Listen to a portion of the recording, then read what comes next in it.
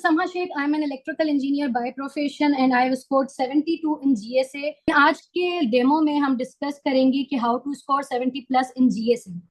अब हम आते हैं सबसे पहले कि कंपलसरी सब्जेक्ट कौन से होते हैं.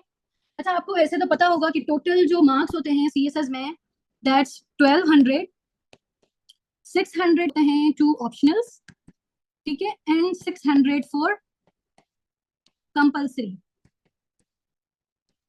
अच्छा, उसमें हमारे पास आ जाते हैं English essay, English precis and composition, general science and ability, Pakistan affairs, current affairs and Islamic studies. अच्छा, in English essay, in precis and composition, in Islamic studies you have to score at least 40 in order to pass these subject. However, ये जो 3 subjects हैं ये हमारे आते हैं general knowledge की category में. GK1, GK2, GK3. आप जब एग्जाम में बैठते हैं ना, आपके पास पेपर होता है तो ऊपर ये मेंशन होता है this is GK1, this is GK2 और दिस इज GK3, ठीक है. और इसमें आपको कंबाइनली 120 मार्क्स लेने होते हैं आउट ऑफ 300. अच्छा, आप खुद अब सोचें कि for example we score 70 in GSA, तो अगर आप यहाँ पे 30 एंड 20 भी करते हैं तो यू कैन गेट 120. तो आप ये तीनों सब्जेक्ट पास कर जाते हैं इजीली.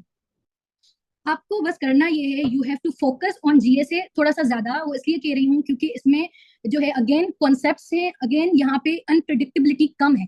ये सब्जेक्ट प्रेडिक्टेबल है. आपको सिलेबस कवर करना है, आपको पेपर पास पेपर एनालिसिस करनी है, उसके बाद ये सारे जो डायमेंशंस हैं वो अगर आपने कवर कर ली you are good to go, ठीक है. अच्छा, इसका मतलब ये बिल्कुल भी नहीं है, बहुत सारे स्टूडेंट्स कहते हैं कि हम जो है ना पाकिस्तान अफेयर्स और करंट अफेयर्स पर फोकस कम करते हैं, GSA पे ज्यादा करते हैं ताकि हम जो है इन तीनों में तो 120 स्कोर आ जाएगा तो हम पास कर जाएंगे. लेकिन ये नहीं है. आप देखें ना, आपको एग्रीगेट भी चाहिए होता है. एग्रीगेट मतलब जो सम होता है ना सारे ऑप्शनल्स एंड कंपल्सरीज का, you have to score 600 out of 1200, ठीक है.